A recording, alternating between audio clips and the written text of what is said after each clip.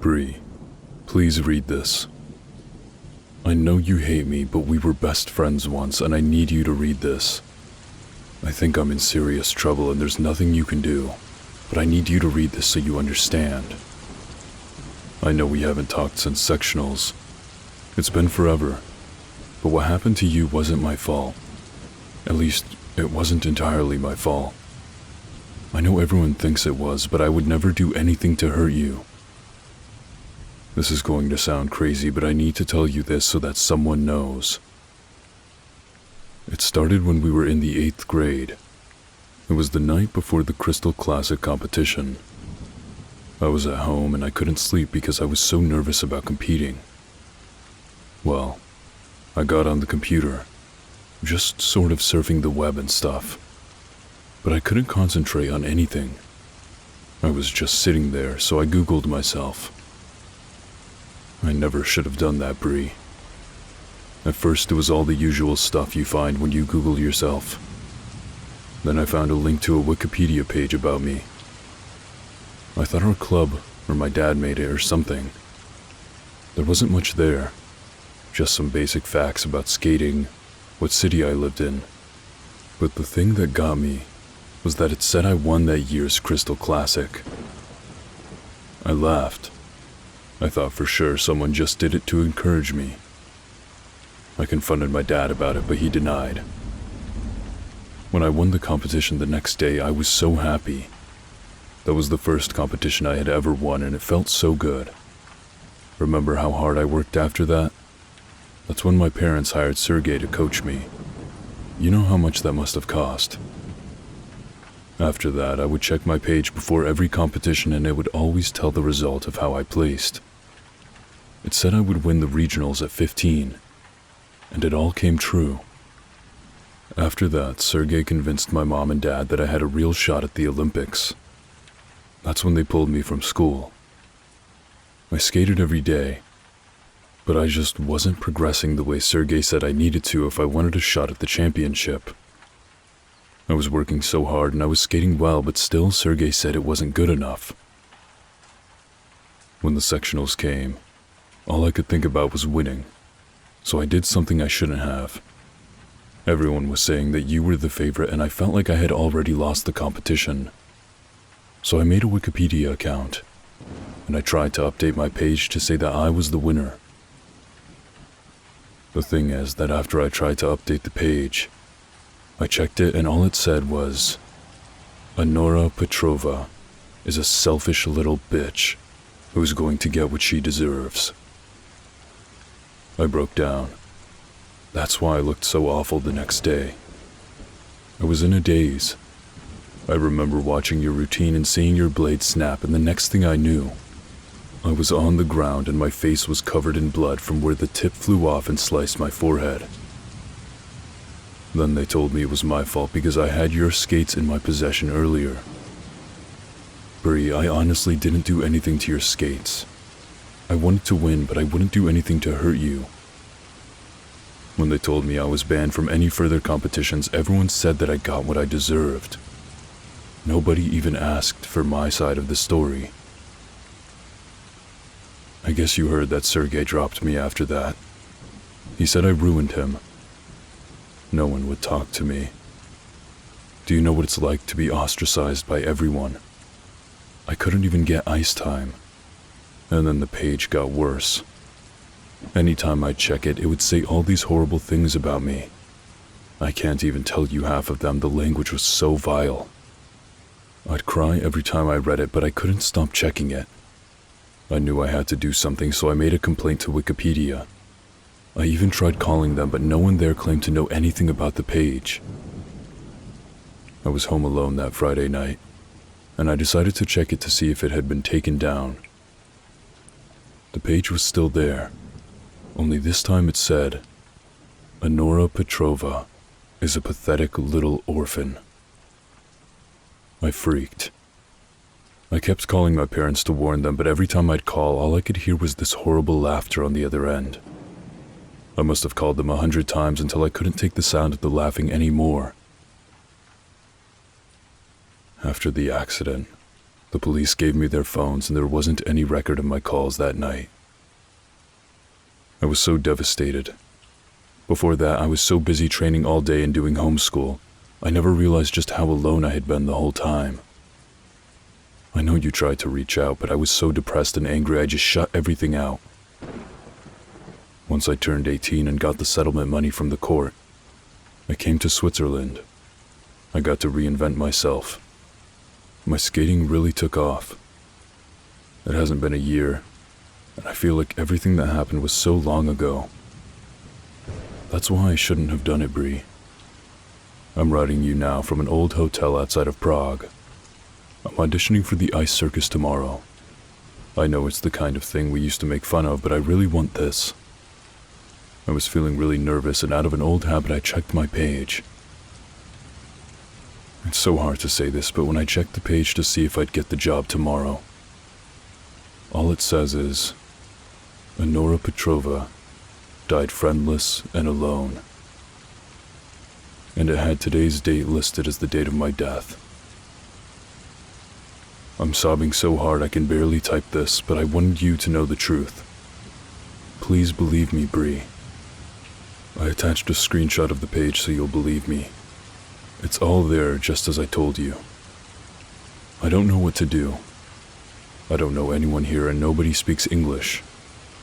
I keep refreshing the page. God, it's been forever. I keep refreshing, but it still hasn't changed. I'm waiting for midnight. I don't know what to do, so I locked myself in my room. There's only a few minutes to midnight now. All I can do is refresh the page. I'm exhausted, but I can't stop. I'm afraid to leave the computer until I know what happens next.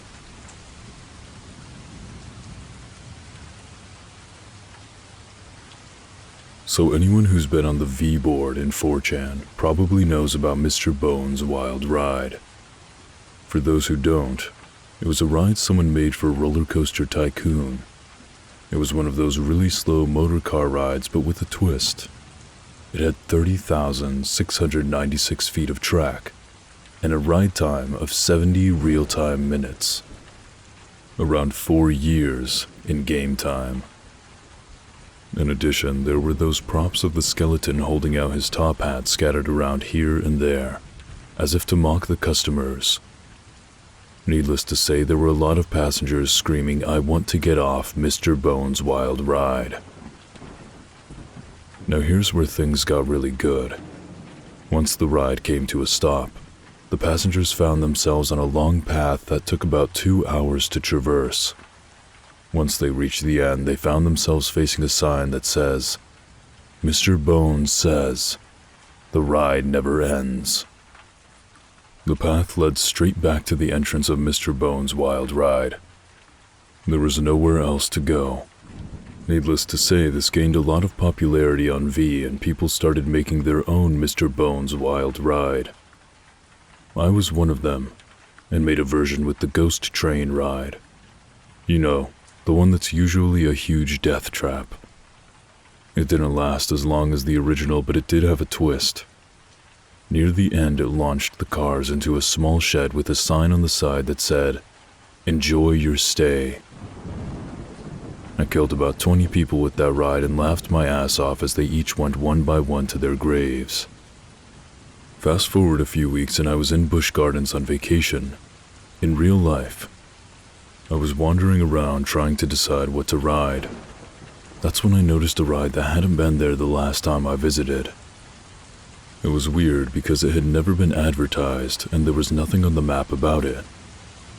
I figured, what the hell, and got in line. Surprisingly, the line wasn't very long. I only waited about 10 minutes to get on.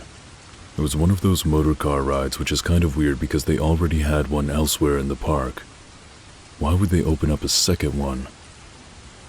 After buckling in, I looked up ahead and froze. There was a giant skeleton up ahead tipping a hat to me with the sign over his head. "No," I whispered.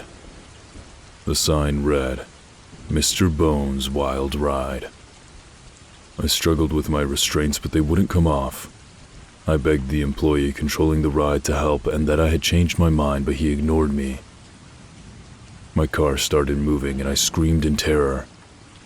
Up ahead, the track stretched on for what seemed like forever. I want to get off Mr. Bones' wild ride.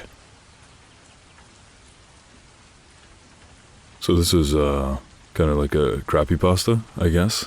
I wasn't sure what I was expecting with the title called Mr. Bones' Wild Ride, because I knew the story originally. Not really much to go off here. As far as creepypastas go, I'll give it a 3 out of 5, because all it really did was describe the original 4chan post and then say that they went on the ride. They didn't really give much detail or add to the original. Let's move on to the next story.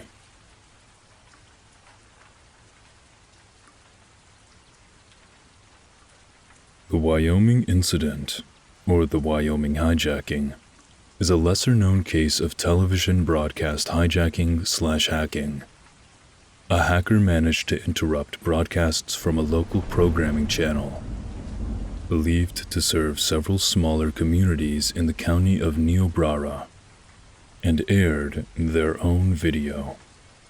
The video contained numerous clips of disembodied human heads, showing various emotions and poses. The camera position changed often, usually every 10 to 15 seconds, and the video was often interrupted by a special presentation announcement. This clip is taken from one of these intervals. The video is mostly locally well known, and would probably not even be that popular if it were not for the effects it had on the few residents who watched it for an extended period of time. Complaints included vomiting, hallucinations, headaches, etc. While some believed it was paranormal, specialists have determined that the cause of these afflictions were frequencies played regularly throughout the broadcast. In this clip, the frequency being played is somewhere between 17 and 19 Hz. This range of frequency, when played for long periods of time, causes the eyes to subtly vibrate, sometimes inducing visual hallucinations. This video is significant in that it is one of the most recent television hijackings. Such actions were rare even in the 80s, search for Chicago Max Headroom Incident, and are even more rare today. The hacker has not yet been caught, and all attempts to trace the video have proven futile.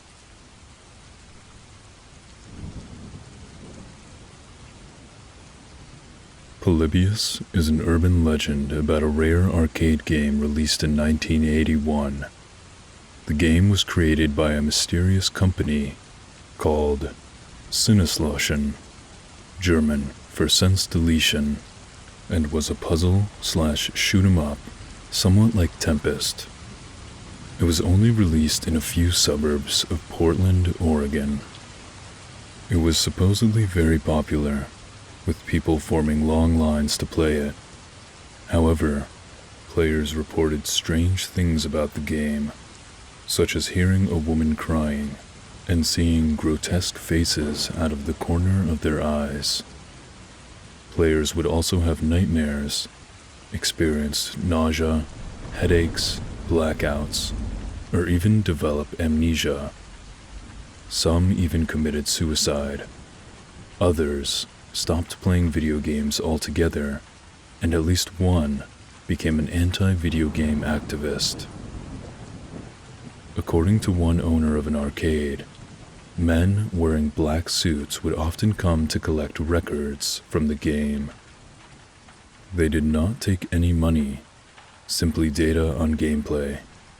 Because of this, the leading theory is that it was some sort of government experiment using subliminal messages.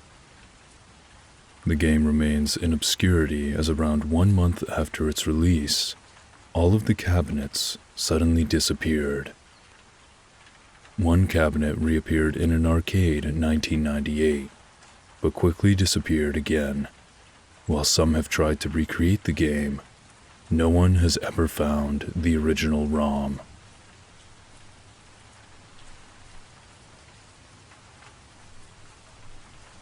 Polybius Reloaded.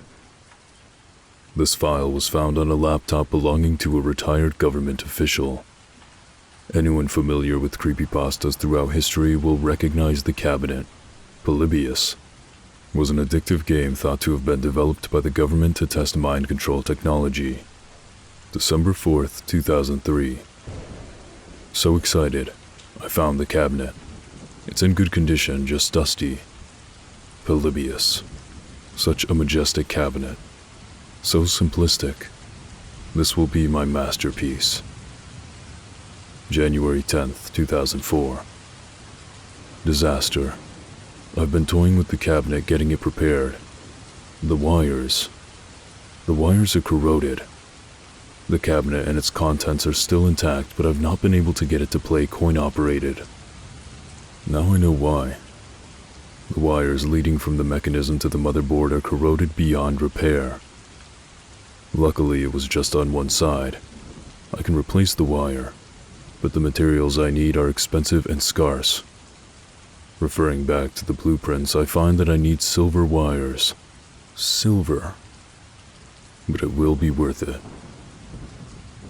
January 15th, 2004. I've done it. The game is fully functional. Every side repainted and restored. Every wire resoldered. Every part perfect. I got my nephew to play it and I verified that it is an original. He can't sleep. He doesn't think I know, but I do. He sneaks into my workshop at night for a fix. Another round of this wonderful game. I can't wait. I just can't wait until my own additions have been added. January 20th, 2004. It's been completed. I've added in the wiring and locked the coin slot shut to prevent further tampering until my plan is underway. I've already contacted the local arcade, Redacted, about renting out the cabinet. My nephew threw a huge fit when I told him he couldn't play anymore. I can't let this be traced back to me. January 23rd, 2004. He finally got over it, I think. He's much calmer now, even though I didn't let him play. He asks about it still, like asking about a girl at school. It's cute, like he's got a crush on my cabinet. January 24th, 2004. The little bastard. He played it. He broke into my workshop and cut the lock with the bolt cutters to get into the game itself. He must have been watching me install my hardware. He played it, and when I walked in on him, he ran. I removed the power supply and it's currently in a box under my bed. I just hope it doesn't affect him. January 26th, 2004. He killed himself. Didn't leave a note. Just offed himself with his shoelaces in the closet. I don't think they suspect a thing. He was a troubled kid. He didn't really have any friends. I feel horrible. The funeral is next week. Was it because of the game? Dear God, I hope it isn't that strong. I hope this was just the final straw for him. February 12th, 2004. I never should have played it myself. I was so curious as to what could have caused him to kill himself. Was it that fantastic? Was it such an ecstatic feeling that one would kill themselves rather than do without? Well, I found out. I played it. The game itself wasn't that interesting, but I lost myself in the colors, the spinning shapes, the beauty. I came away from the 5-minute session with a buzz not unlike that from sex, but so much stronger. So much stronger that even now I'm itching to play it again. I must. I don't want to, but I must. Is this how addicts feel? February 15th, 2004. I'm so near to my goal, but I don't want to give it up. It's mine. I don't care if my wife feels like I'm spending too much time in my workshop. I didn't even come to bed last night. I haven't actually slept in days. I can feel my mind fraying at the edges. I never should have played it. It's mine. February 21st, 2004. My wife sold the game. She sold it to the arcade that I was going to sell it to.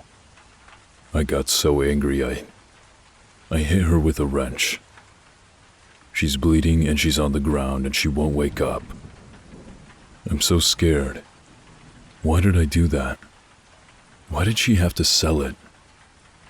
Why? I wish I hadn't played it. I can feel the want, the need filling me like ants crawling in my skin.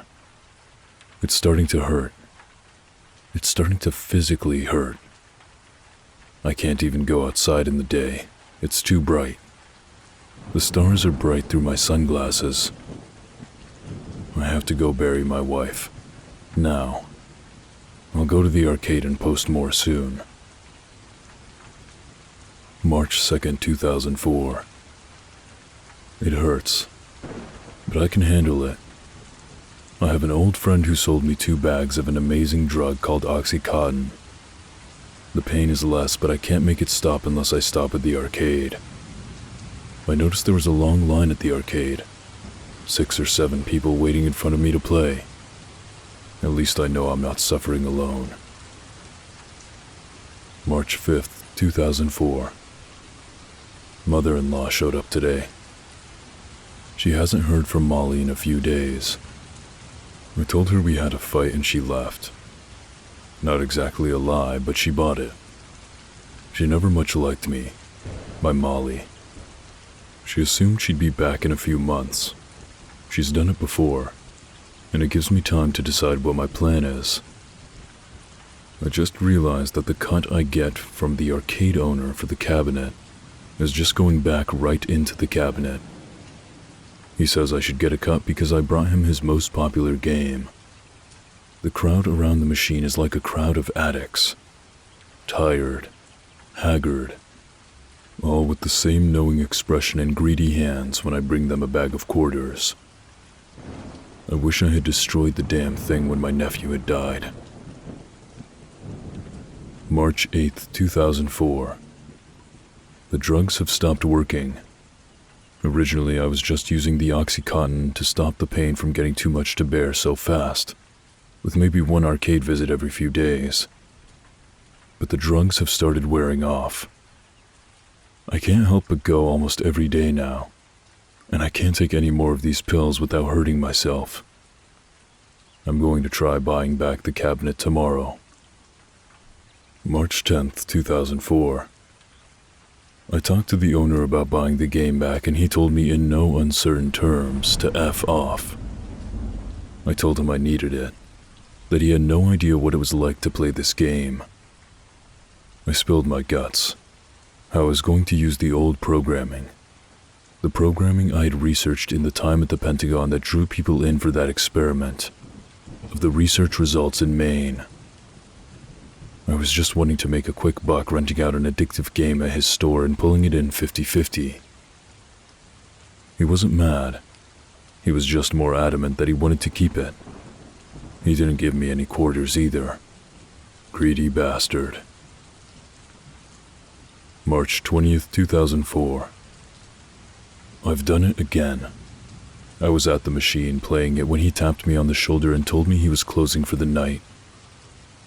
I wasn't finished. He tapped me harder, then pushed me when I ignored him. And I don't know what came over me. 1 second I was looking at this fat Italian, and the next I was sitting on top of him with my hands around his throat, and he wasn't moving. I killed him. I turned around and smashed the screen of the machine in with my fist, and ripped the motherboard out and snapped it in half. I'm at the end of my rope. The pain is returning and I can't bear it for much longer. If anyone finds this diary, make sure it goes public. I'm leaving this text file open on my computer while I play a few rounds of roulette with my revolver. I'm sorry. I never should have done it. I'm coming, Molly. I hope you'll forgive me. Okay, I hope you enjoyed that story. A few things popped out to me right away. The first being that they were talking about research in Maine from the government, but the original legend says that it's in Oregon. I think what happened is that the author remembered it was in Portland, and when they Googled it, it showed Portland, Maine, instead of Portland, Oregon, and maybe they just went with that, I'm not sure. Another thing is that they were talking about how they researched the programming of the original game in the Pentagon. I don't know anything about classified files like that, but I don't know if you're allowed to just research past things like that when they're supposedly classified, right? And then I guess this means that the person writing this journal is a programmer who originally worked in the Pentagon, I guess. It doesn't feel very realistic, because if they were a programmer in the Pentagon, I don't think they'd be trying to make a quick buck from splitting 50-50 shares of an arcade cabinet. But, I mean, I guess, sure. It makes the idea that they decided to keep going with the idea even after their nephew died from the game a little more ridiculous. They're a bad person at that point then. But yeah, I would give it maybe 3 out of 5. I was going to give it 2 out of 5 after doing the critique, but initially when I read it, I thought it was better, so I'll stick with the 3 out of 5. Well, I hope you enjoyed. Thank you for listening, and for answering the call of the night spirit.